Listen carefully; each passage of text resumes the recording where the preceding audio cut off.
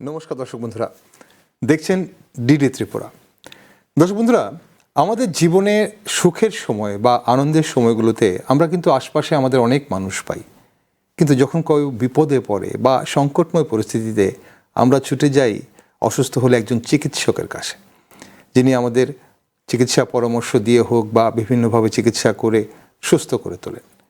কিন্তু তার বদলে একবার ভেবে দেখুন তো, আমরা কতজন এমন আছি যারা আমাদের ডাক্তারদের, যারা আমাদের সুস্থ করে তুলেছেন জীবনের নানান পর্যায়ে ছোট থেকে বড় হওয়া অবধি, একবারও আমরা ওনাদের ধন্যবাদ বলেছি, থ্যাংক ইউ বলেছি? আসলে সেই ডাক্তারদের একবার কৃতজ্ঞতা জানানোর জন্যে, থ্যাংক ইউ বলার জন্যে বছরে একটা দিন আসে, 1 জুলাই। সেদিন আমরা ন্যাশনাল ডক্টরস ডে পালন করি, কারণ এই দিনটাতেই জন্মগ্রহণ করেছিলেন এবং কাকতালীয়ভাবে উনি সেদিন, ওনার মৃত্যুও হয় সেই দিনটাতেই 1 জুলাই। ভারতবর্ষের একজন কিংবদন্তি চিকিৎসক ডক্টর বিধানচন্দ্র রায়, যিনি পশ্চিমবঙ্গের প্রাক্তন মুখ্যমন্ত্রীও ছিলেন। তো এই দিনটাতে আমরা ডক্টরসদের, আমাদের চিকিৎসকদের থ্যাংক ইউ বলি, শুভেচ্ছা জানাই। এবং আজ সেজন্যই একটি বিশেষ অনুষ্ঠানে এই মুহূর্তে আমার সঙ্গে এমন একজন চিকিৎসক রয়েছেন, যিনি অবশ্যই তো একজন চিকিৎসক, উনি একজন নারী এবং পাশাপাশি উনি অ্যাসিস্ট্যান্ট প্রফেসর, কমিউনিটি মেডিসিন ডিপার্টমেন্টের assistant professor doctor Paromita Chowdhury, যিনি Tripura medical college and B R Ambedkar teaching হসপিটালে রয়েছেন। ম্যাডাম, স্বাগত আপনাকে অনুষ্ঠানে। ম্যাডাম, আপনাকে যখন পেয়েছি আজ তো আমরা অনেক কিছু জানবো। যখন অন্য সময় পাই তখন চিকিৎসার কথায় জানি, কিন্তু আজ চিকিৎসার পাশাপাশি আপনাদের অভিজ্ঞতা চিকিৎসক হিসেবে, আপনি যেভাবে রোজ আপনাদের কর্মজীবন, তার সম্পর্কে কিছু জানার রয়েছে আপনার কাছে। আজ প্রথমে যেটা জানবো যে একজন ডাক্তার হিসেবে আপনার জীবনে সবচেয়ে বড় পাওনা কি? তো প্রথমত অনেক অনেক ধন্যবাদ। এই যে আজকে এই বিশেষ দিনে আমি এখানে এসেছি দূরদর্শনের আমন্ত্রণে, এটাও তো একটা পাওনা। সেভাবে দেখতে গেলে ডাক্তার হিসেবে, চিকিৎসক হিসেবে বহুবার বহু মুহূর্ত, এরকম ছোট ছোট মুহূর্ত এরকম হয়েছে যেগুলি প্রাইসলেস মনে হয়েছে।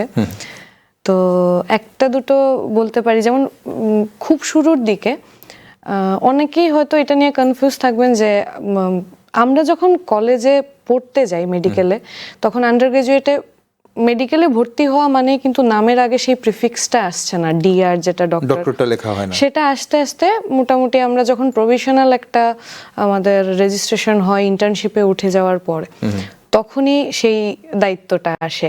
এবার ইন্টার্নশিপের প্রথম দিকে আমার পোস্টিং ছিল গাইনিতে, অবস্টেট্রিক্স অ্যান্ড গাইনোকোলজিতে। তো সেখানে একদিন নাইট ডিউটির পরে, তখন নতুন নতুন ডাক্তার, নতুন নতুন নাইট ডিউটি, এর আগে বাড়ির বাইরে মানে 8টার ভেতর ঘরে ঢুকে যাওয়া মানুষ এখন সারা রাত্রে হাসপাতালে। তো সকাল দিকে আমি কিছু একটা কারণে একটু ক্লান্তিতে একটু মুখ ভার করে বসে আছি, ঘুম পাচ্ছে, কখন ঘরে যাব। এমন সময় দেখি হঠাৎ একজন হন্তদন্ত করে চলে এসছেন আমার সামনে, এসে বলছেন, ম্যাডাম আমার তো আজকে ডিসচার্জ দিয়ে দিয়েছে, আমি চলে যাচ্ছি, ছুটি নিয়ে বেবিকে নিয়ে চলে যাচ্ছি। তো মানে কয়েকদিন আগে ওনার ডেলিভারির সময় আমি ছিলাম এবং আমি ওনাকে সাহস দিচ্ছিলাম বা কথা বলছিলাম সেভাবে। তো উনি আমাকে জানালেন যে উনি ডিসচার্জ লেটার পাওয়ার পর থেকেই নাকি মনে মনে খুঁজছিলেন, আমাকে দেখছিলেন না, আমি আশেপাশে ছিলাম, আমাকে দেখে এখন উনি দৌড়ে এলেন। তো ওই মুহূর্তে মানে এটা একটা ম্যাজিক্যাল মোমেন্ট ছিল। আমারও যেমন সব ক্লান্তি সব কিছু দূরে চলে গেল, আমি মানে এখন আমি আরো 48 ঘন্টা কাজ করতে পারবো, সেই এনার্জি পেয়ে গেলাম। তো সেইভাবে শুরু, বিভিন্ন ছোট ছোট ক্ষেত্রে। কয়েকদিন আগে একটা হেলথ ক্যাম্পে গেছি, তো সেখানে আমি ফেসবুকে লিখছিলামও, একটি ছোট শিশু কোথাও থেকে ফুল তুলে এনে, ফুল পাতা এনে খুব সুন্দর করে সেই একটা কাগজ দিয়ে মুড়ে, মানে যেরকম বড় ফুলের তোড়া হয়, হ্যাঁ সেটারই এতটুকু সাইজের কয়েক রকমের ঘাস ফুল জড়ো করে কাগজ দিয়ে মুড়ে সেটা এনে আমাকে দিয়ে বলছে, তা বলছে এটা কি? বলছে এটা আপনার জন্য। আচ্ছা, তো আপনার না ছোট বাচ্চা, তো বলছে এটা তোমার জন্য আন্টি। তো সেদিন সেটা আমি নিয়ে রেখেছিলাম, পরে তো ঝরে গেছে অবভিয়াসলি, কিন্তু এটা বেশ কয়েকদিন আমার টেবিলে ছিল। এগুলো পাওনা, এইগুলি হচ্ছে পাওনা। ঠিক। আমরা যখন ডাক্তার আর রোগীর বা এমনিতেই সমাজের অন্যান্য মানুষ, রোগীর আত্মীয় পরিজন যাদের, তাদের সঙ্গে এই সম্পর্কগুলো কথা আপনাদের মুখ থেকে যখন শুনি, তখন একটু অন্যরকমই মনে হয়। কারণ ডাক্তারদের আমরা ভগবানের পর যে পর্যায়টা আছে সেই পর্যায়ে রাখি। আমরা বলি যে এখন ডাক্তাররা না পারলে শুধু ভগবান পারবে। ম্যাডাম, একজন রোগী আর ডাক্তারের মধ্যে বিশ্বাসটা কতটা গুরুত্বপূর্ণ বলে আপনি মনে করেন? ভীষণ ভীষণ, মানে এটা বিভিন্ন ক্ষেত্রে দেখা গেছে এই আমরা আগের দিনে শুনতাম না যে কিছু কিছু মানুষ বলতেন বা আমার পরিবারেই অনেকে বলতেন যে ওনার সামনে গেলে তো মানে ওনার সাথে কথা বললেই তো অর্ধেক সুস্থ বোধ হয়। তো বিভিন্ন প্রফেশনের সাথে আমি যদি বলি আমাদের একটা মানে ভেরি ইম্পর্টেন্ট ডিফারেন্স যদি আমি দেখি, সেটা হচ্ছে আমাদের কাছে যখন কেউ আসছেন সেটা he is in pain, and যখন আমরা কোনো ব্যথায় আছি, আমরা কোনো পেইনে আছি, আমরা কোনো দুশ্চিন্তা আছি, অসুস্থ বোধ করছি, তখন আমাদের এমনিতেও একটু হলেও মনোবলটা একটু হলেও ক্ষুণ্ণ হয়। আমরা সবাই সেটা ফিল করেছি। আমিও যখন অসুস্থ হই আমার নিজেরই ভালো লাগে না, তো আমরা একটা বিষণ্ণ সময়েই কিন্তু সেখানে যাচ্ছি। তো সেখানে বিশ্বাসটা যদি না থাকে তাহলে পুরো প্রসেসটা আরো কঠিন হয়ে যাবে, কারণ অলরেডি একজন সাফারিং এ আছে, তার উপরে যদি অবিশ্বাসটাও সাথে সাথে ডাবল দুশ্চিন্তা হয়ে গেল। ঠিক, তাকে যদি বিশ্বাস না করতে পারি তাহলে তো আমার একটা দুশ্চিন্তা আছে আমার অসুস্থতা নিয়ে, আরেকটা দুশ্চিন্তা আছে যে প্রসেসটা মানে ঠিক হচ্ছে কিনা না, তাহলে তো দুটো মিলে আরো বেশি সাফারিংটা বাড়বে। এটা একটা ভিশিয়াস সাইকেলের মতো হয়ে যাচ্ছে। ঠিক ম্যাডাম, একটা সময় তো আমরা শুনতাম যে এই যে আমরা যখন 1 জুলাই ডক্টর বিধানচন্দ্র রায়ের জন্মদিন এবং মৃত্যুদিন কাকতালীয়ভাবে একই দিনে, সেই দিনটাই আমরা ডক্টরস ডে পালন করি। তো সেই সময় ডক্টর বিধানচন্দ্র রায়ের জীবনের অনেকগুলো গল্প আমরা শুনেছি, রোগীর সঙ্গে ওনার যে সম্পর্কগুলো, বা তৎকালীন সময়ে যে ডাক্তারবাবুরা ছিলেন, আমাদের রাজ্যেও যে কিংবদন্তি ডাক্তাররা ছিলেন, ওনাদের সঙ্গে যে রোগীর সম্পর্ক, কিভাবে ওনারা রোগীর সঙ্গে ডিল করতেন, সেইগুলো আমরা আগে শুনতাম, বর্তমানে আমরা দেখছি। আপনার কাছে কি মনে হয়, মানে কোনো একটা মানে বর্তমানে এবং আগের মধ্যে কোনো পার্থক্য আপনার চোখে পড়ে? হ্যাঁ, পার্থক্য তো আমি বলবো নিশ্চয়ই আছে, এবং এটা যে এক্সক্লুসিভলি ডক্টর পেশেন্ট রিলেশনশিপের মধ্যেই আছে তা নয়, যেহেতু সময় অনেকটাই পরিবর্তন হয়ে এসেছে। আমি সেদিন একটা কোথাও পড়ছিলাম যে আমাদের জেনারেশন এমন জেনারেশন যারা চক স্লেট থেকে শুরু করে এআই দেখছি। একদম। তো এই যে ট্রানজিশনটা, এটার প্রভাব তো প্রতি ক্ষেত্রেই থাকে, সেরকম প্রতিটা সম্পর্কেও থাকে, পারিবারিক সম্পর্কই বলুন বা প্রফেশনাল রিলেশনগুলি বলুন বা এই যে ডক্টর পেশেন্ট রিলেশনশিপ। এখন সামাজিক মাধ্যম এসেছে, অনেক কিছু অনেক বেশি কি বলবো অ্যাক্সেস করাটা অনেক সহজ হয়ে গেছে। এবার আজকে থেকে 50 বছর আগে যখন আমি আপনি বসে ধরুন কোথাও কথা বলছি, তখন আমরা এটা ভাবছি না যে কে কোথায় কিভাবে, কিন্তু এখন প্রতিটা কথা সবার হাতে হাতে মোবাইল ফোন আছে, কখন কোন জিনিসটা কিভাবে প্রচার হবে আমরাও জানি না, কেউ জানি না। তো সবাই আমার মনে হয় কনশাস রিলেশন, যেটা মানে কনশাসনেস ব্যাপারটা একটু বেশি মানে সচেতন হয়ে গেছে সবাই। হ্যাঁ, সবাই এবার কথা বলতে গেলে নিজেরও একটা ভয় থাকে, তো ভালোর জন্য বলবো, পরে না এটা খারাপ হয়ে যায়, ওই জিনিসটা একটা পেছনে তো কাজ করছি।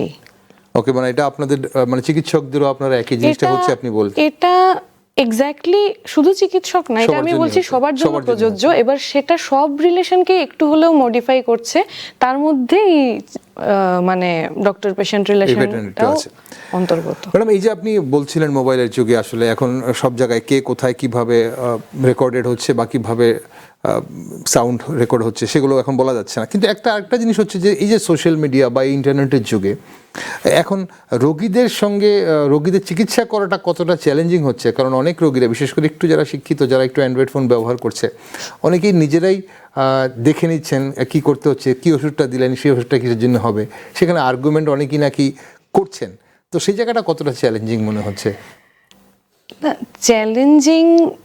চ্যালেঞ্জিংটা অ্যাকচুয়ালি ট্রিটমেন্ট প্রসেস থেকে বেশি ওই বিশ্বাসের ব্যাপারে তখন চ্যালেঞ্জটা চলে আসে।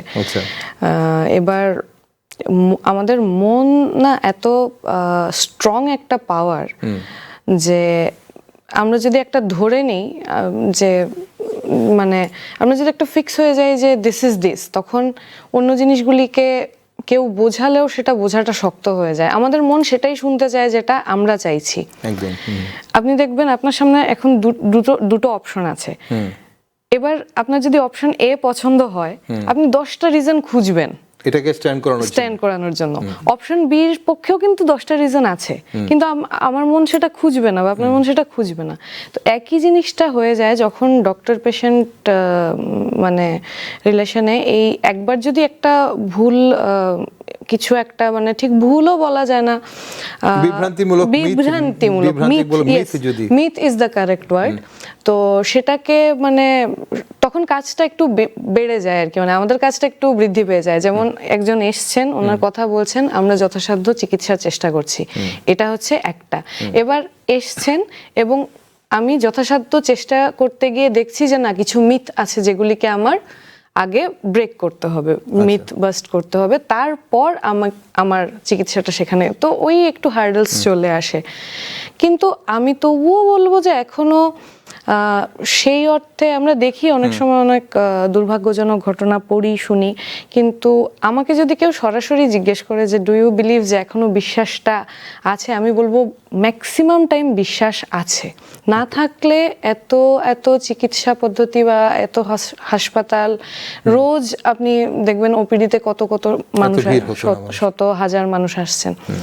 এবার কিছুটা ওই যে বললাম, এমন একটা সময়, আজকে আমরা ব্যাংকের লাইনে গেলে হয়তো আমরা একটু অপেক্ষা করতে পারি, আমরা মনে ফিক্সই করে যাই যে না, আজকে আমরা ব্যাংকে যাচ্ছি, আজকে তো আর 2 ঘন্টা ওইখানে চলে যাবে। আমরা যখন বিগ বাজারের লাইনে, মানে যে কোনো একটা শপিং মলের লাইনে গিয়ে আমরা দাঁড়াই, তো তখন কিন্তু আমাদের মধ্যে খুব পেশেন্স থাকে, আমরা তখন খুব ধৈর্য রাখতে পারি। এবার হাসপাতালে গেলেই কেন সেটা দেখা যাচ্ছে হচ্ছে না, একটা কারণ তো অবশ্যই যে হ্যাঁ মানে ওইখানে সবাই পেইনটা নিয়েই যায়, সাফারিংটা নিয়েই যায়, কেউ খুশি খুশি আচ্ছা চলো আজকে ওপিডিতে বেরিয়ে আসছে, এরকম তো যাচ্ছে না, কষ্টটা নিয়ে যাচ্ছে। তো যখন কষ্ট থাকে তখন স্বাভাবিকভাবেই ধৈর্যটা একটু হলেও কমবে, এটা খুব মানে সহজাত প্রবৃত্তি বলা যায় আমাদের। তো সেখানে দাঁড়িয়ে অনেক সময় ওই বিশ্বাস অবিশ্বাসের ব্যাপারগুলো প্রবল হয়ে ওঠে, ওইটা চ্যালেঞ্জিং হয়ে যায়।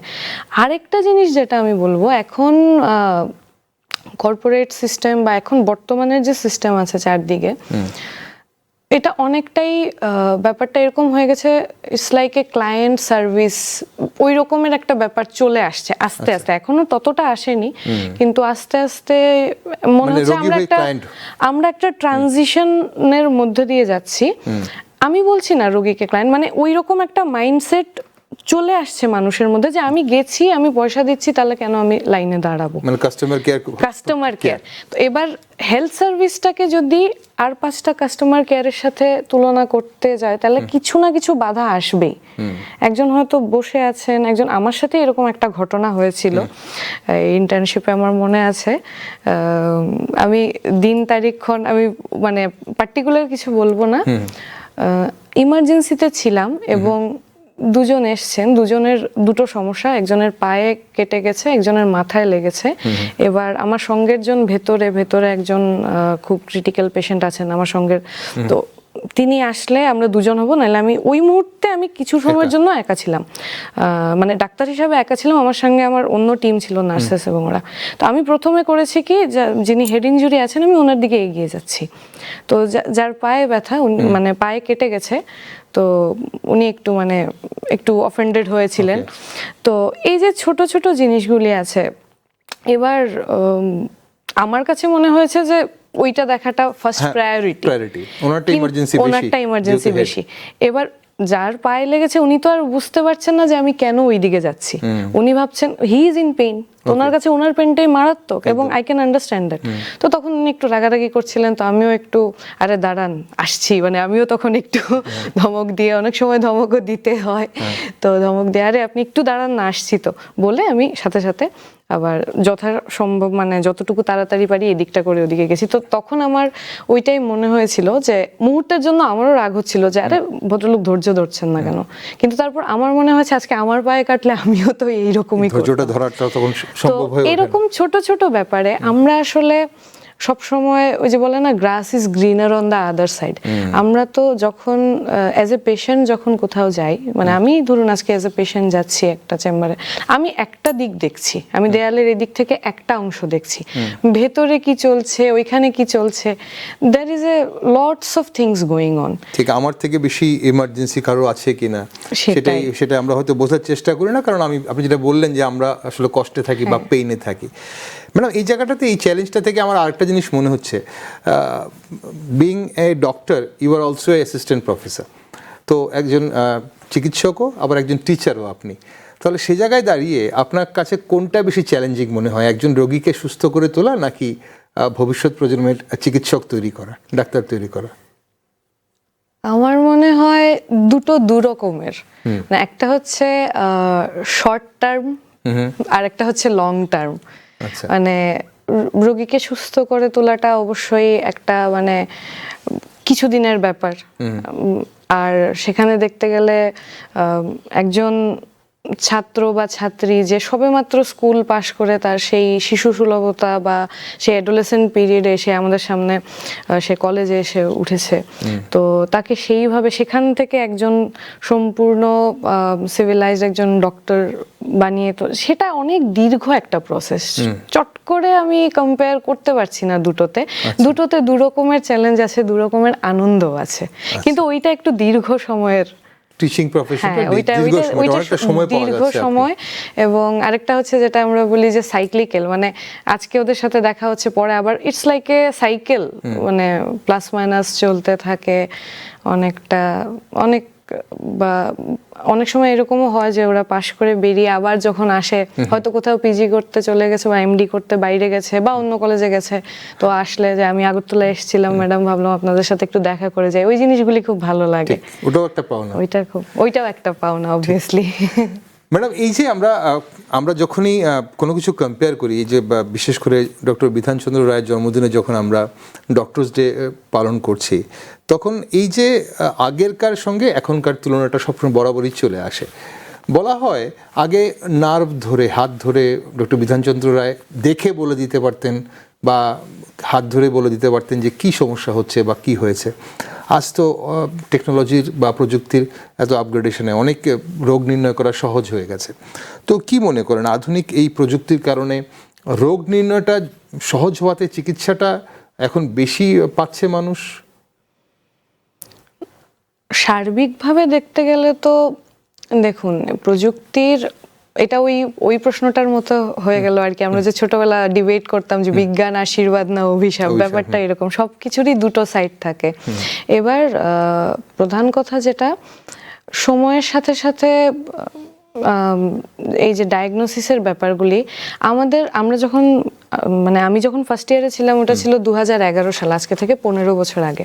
তো আমাদের ফার্স্ট ইয়ারে আমাদেরকে একটা কথা বলা হয়েছিল যে 80 to 85% অফ দ্য ডায়াগনোসিস, এটা বেসিক্যালি আমরা এই হিস্ট্রি টেকিং এক্সামিনেশন থেকে আমাদের মনে কিন্তু 2-3টে ডায়াগনোসিস চলেই আসে যে এদের মধ্যেই কিছু হবে। আচ্ছা, তো 80 to 85% সেটাকে রাফলি আমরা বলতে পারি। এটাই কি clinical diagnosis? Clinical diagnosis, exactly. History, ক্লিনিক্যালের দুটো পার্ট আছে। হিস্ট্রি হচ্ছে আমি শুনছি, আর এক্সামিনেশন হচ্ছে আমি দেখছি, সেটা ইন্সপেকশন বা প্যালপেশন, যেটা নার্ভ ছুঁয়ে দেখা, যেটা প্যালপেশন। তারপরে পারকাশন আছে, যেটা এরকম করে অনেক সময়, এখন তো অনেক যন্ত্র চলে এসেছে পারকাশন, কিন্তু আমরা করি না যে এরকম না করি। আর সাথে আছে auscultation, that is the stethoscope. তো এই 4টে স্টেপের, ইন্সপেকশন, পালপেশন, পারকাশন, অসকালটেশন, এই 4টে স্টেপের ক্লিনিক্যাল এক্সামিনেশন, সেই সাথে হিস্ট্রি, এই দুটো মিলিয়েই আমরা মানে লক্ষ লক্ষ রোগের মধ্যে থেকে আমরা কাট ডাউন করে একটা পরিধিতে চলে আসছি যে আচ্ছা এই কয়েকটা জিনিসের মধ্যে কিছু হবে। তারপর সেটাকে সাপোর্ট করার জন্য আমরা ল্যাব ডায়াগনোসিস এগুলি থাকে। এবার ব্যাপারটা হচ্ছে, এই যে বললাম এখনকার দিনে সমাজ মাধ্যম এসে এবং লিগেল ব্যাপার স্যাপার অনেক কিছু চলে এসছে। Everyone is aware. যদি নিজে অ্যাওয়্যার নাও মানে আগে থেকে অ্যাওয়্যার না থাকলেও একটা মোবাইলের ক্লিকে সবকিছু মানে ইনফরমেশনস চলে আসছে। এবার হয় কি, ধরুন ওই যে 15% যেটার জন্য ল্যাব ডায়াগনোসিস প্রয়োজন, এবার যদি ইন কেস আমি সেই মানে ল্যাব সাপোর্টটা নিলাম না, কেউ আমার উপর কেস করলো, একটা হতেই পারে এরকম সিচুয়েশন, তার জন্য সবাই ভাবে কি দরকার, বুঝতে পারছি এটা শিওর হয়ে যাওয়া ভালো যেহেতু আছে অ্যাভেলেবল। অনেক সময় পেশেন্টেরও চাহিদা থাকে, হ্যাঁ টেস্টটা করে নি, তো প্রযুক্তিও আছে যেহেতু, everything is available, why not. তো সেই জন্য হ্যাঁ, এবার ল্যাব ডায়াগনোসিসের অনেকটা, তবে মূল ডায়াগনোসিস কিন্তু আপনারা মানে দেখবেন যে হ্যাঁ ক্লিনিক্যালটা ইট শোজ দ্য পাথ। এবার সেই পাথে যাওয়ার জন্য আমাকে ল্যাব ডায়াগনোসিসের সাহায্য অনেক ক্ষেত্রে নিতে হয়, বা বিভিন্ন ইনভেস্টিগেশন, ইমেজিং, এই যে সিটি স্ক্যান, এগুলো তো নিচ্ছেন আপনারা। এখন এআই তো একটা বিরাট বড় ভূমিকা রাখছে। এখন বলা হচ্ছে যে অনেকেই বলছেন, আমি জানি না এটা আপনাদের ফ্যাটার্নিটিতে হয়তো সেই ব্যাপারটা অন্যরকম, কিন্তু বাইরে থেকে বলা হয় এআই সাহায্যে এখন যা আপনারা হিস্ট্রি শুনছেন, পেশেন্টের হিস্ট্রিটাকে এআইতে দিয়ে দিলে এআই বলে দিচ্ছে কি ট্রিটমেন্ট আপনারা করবেন। Is it this way or নাকি এআইকে অন্যভাবে সাহায্য করছে আপনাদের? এটা এআই, আমি নিজে এআইয়ের ব্যাপারে একটু কমই জানি, কিন্তু হ্যাঁ এআই এবার চলে এসছে এবং আমাদেরকেও আরো জানতে হবে। ব্যাপারটা হচ্ছে এআইয়ের যে সিস্টেমটা, ওরাও কিন্তু বিভিন্ন বিভিন্ন ইনফরমেশন কালেক্ট করে সেখান থেকেই ডাটা তুলে দিচ্ছেন। এবার এআইতে যদি ভুল ইনফরমেশন ফিড করা হয় তাহলে আমরা ভুল ডাটাটা পাবো। ওকে। আর এআইতে যদি সব সঠিক ইনফরমেশন থাকে তাহলে আমরা সঠিক ডাটাটা পাবো। এবার এআই ধরুন নিচ্ছে, এআই মেডিকেল রিলেটেড যে পোস্টগুলি আসছে আমাদের ফেসবুক এই সেই সমাজ মাধ্যমে বা গুগলে, এবার কেউ যদি ইচ্ছে করে কিছু ভুল ডাটা পুট করতে থাকে বা ইচ্ছে বা অনিচ্ছে যাই হোক, এআই সেটা স্ক্রিন করে মানে সেটা জাজ করছে না। AI is basically following numbers. 90% বলছে এটা, দেন এটাই ট্রুথ। এবার হয়তো সেটা মিথ ছিল, মেজরিটি সেই মিথটা বলছে, কিন্তু এআই সেটাই বলবে যে মেজরিটি এটা বলছে। এআই ইটস বেসিক্যালি ওই আলটিমেটলি সবকিছু কাট ডাউন করে আমরা যদি ইউনিটটা দেখি বাইনারি সিস্টেমে সেই 0 1 ওই ব্যাপারেই চলে আসছে, আইদার এটা নয় এটা। সেখানে যে হিউম্যান টাচটা, হিউম্যান অ্যানালাইসিসটা, ওইটা করতে এআই এর আরো দেরি আছে। যদি করতে পারে আমরা হয়তো দেখে যেতে পাবো না, আরো দেরি আছে যদি করতে পারে এট অল। ওকে, আরেকটা জিনিস হচ্ছে ম্যাডাম, টেলিমেডিসিনের কথা বলা হচ্ছে। টেলিমেডিসিন আসলে কতটা কার্যকর হচ্ছে? কারণ অনেকেই আজকাল আমাদের রাজ্যে যেহেতু প্রত্যন্ত এলাকা, আরও বেটার সার্ভিসের জন্য মেট্রো সিটি থেকে কোনো ডক্টরের সঙ্গে টেলিমেডিসিনে কনসাল্ট করছেন, এটা কতটা কার্যকর হয় বলে আপনি মনে করেন? হ্যাঁ, এটা নিয়েও অনেক সময় এই প্রশ্নটা আমি অনেক সময় আমার কাছের মানুষদের কাছ থেকেও শুনি যে বাইরে যাব না টেলিমেডিসিন, আসলেও টেলিমেডিসিনে কাজ হবে তো না, গিয়ে দেখাবো, যাওয়াটা ভেজাল। Basically telemedicine is an established branch of medicine. এটা কোনো মিথের উপর চলছে না। এবার টেলিমেডিসিনের যে ব্যাপার হচ্ছে, অন্য প্রান্তে যিনি বসে আছেন, he is a competent consultant এবং উনি হিস্ট্রি টেকিং করছেন। তো হিস্ট্রি টেকিং থেকে ওনার একটা বড় অংশ চলে আসছে। সেই হিস্ট্রি থেকে যা ওনার মিস যাচ্ছে সেটা হচ্ছে ক্লিনিক্যাল এক্সামিনেশনটা, মানে যে ছুঁয়ে দেখা বা অস্কালটেট করে শোনাটা। তো সেক্ষেত্রে history taking plus lab diagnosis উনি সাজেস্ট করে সেটা নিয়ে আসতে পারছেন, মানে সেটা কালেক্ট করতে পারছেন পেশেন্ট, এই প্রান্তের পেশেন্ট থেকে। তো history taking lab diagnosis again gives a very good result to the true diagnosis. এবার উনি যদি মনে করেন যে না, কিছু ক্ষেত্রে এই দুটোর পাশাপাশি ক্লিনিক্যাল এক্সামিনেশনটাও ইকুয়ালি প্রয়োজন, উনি নিজেই বলবেন যে না, এখানে আমার মনে হয় আপনি লোকাল যিনি আছেন দেখিয়ে নিন, বা আপনি আমাদের এখানে আসুন। একটা ব্যাপার হচ্ছে কি, উই নো হাউ মাচ, মানে এটাও আমাদের জানা আছে, যেটা একটা ডিফারেন্স থাকে একজন নন মেডিকেল পার্সনের মেডিকেল তথ্য গুগল করা আর আমি যদি আজকে একটা মেডিকেলের একটা তথ্য গুগল করি, মানে করতেই পারি বিভিন্ন কারণে, তো সেটার মধ্যে হাইলি ডিফারেন্স থাকে। আমরা জানি যে কোন সোর্সটা অথেন্টিক, কোনখান থেকে নেওয়া যেতে পারে, কতটুকু নেওয়া যেতে পারে। তো ওই যে স্ক্রিনিংটার জন্য মানে টেলিমেডিসিনে সেটা সম্ভব। টেলিমেডিসিনে মোস্ট অফ দ্য ডায়াগনোসিস সেই হিস্ট্রি থেকে এবং ল্যাব ডায়াগনোসিস থেকেই করা যায়। বাকি যেটুকু থাকে সেটার জন্য প্রয়োজন হলে যিনি বসে আছেন চিকিৎসক, উনি নিজেই বলে দিতে পারবেন। যে ম্যাডাম, আমরা টেকনোলজির কথা বলছি, প্রযুক্তির কথা বলছি, এআইয়ের কথা বলছি, অনেকেই বলছেন যে যত বেশি আমরা টেকনোলজি প্রযুক্তি নির্ভর হচ্ছি, মানবিকতা কমে যাচ্ছে এই চিকিৎসা জগৎ থেকে, সেটা আপনি বিশ্বাস করেন? আমার মনে হয় না, মানে আমি আমার আশেপাশে যে দেখেছি, আমার ততটা মনে হয় না। শুধু চিকিৎসক বলবো না, চিকিৎসকের থেকেও এবং রোগীর দিক থেকেও, দুদিক থেকেই মানবিকতা আছে, নইলে মানে সংসার চলতো না, পৃথিবী চলতো না, এখনো সবাই আমরা চলতে পারতাম না। তারতম্য তো কিছুটা চলে এসছে, যেটা আমি বলছিলাম যে ওভারঅল সব ক্ষেত্রেই চলে এসছে। এটা শুধু একটা প্রফেশন না, প্রত্যেক প্রফেশনেই চলে এসছে। এবার আমাদের প্রফেশনটা হচ্ছে কি খুব সেনসিটিভ টাইমে ডিল করে, তো মানুষের জীবনের সেনসিটিভ টাইমগুলোতে জন্ম, মৃত্যু, এসব সেনসিটিভ বা বিভিন্ন রোগ নিয়ে, বা কেউ হয়তো মানে হয়তো নিজের একটা কি বলবো একটা বিরাট অপারেশন হচ্ছে, বা হয়তো কোনো একটা অঙ্গ প্রত্যঙ্গ হারিয়েছেন, তো ওইগুলো তো ভীষণ সেনসিটিভ ব্যাপার। তার জন্য এখানের একটু তারতম্যটাও অনেক বেশি হয়তো ম্যাটার করছে বা আমাদের চোখে পড়ছে, কিন্তু ডিফারেন্স প্রত্যেক প্রফেশনে, প্রত্যেক এমনকি আমাদের ব্যক্তিগত জীবনেও চলে এসেছে। ঠিক ম্যাডাম, একটা শেষ প্রশ্ন আপনার কাছে, বিং এ ডক্টর, ডক্টরস ডেতে আপনি অন্য ডক্টরসদের কি বার্তা দেবেন, এবং পাশাপাশি সুস্থ জীবনযাপনের জন্যে আপনি সবাইকে কি বার্তা দেবেন ম্যাডাম? আমি দ্বিতীয় প্রশ্নটা আগে উত্তর করব।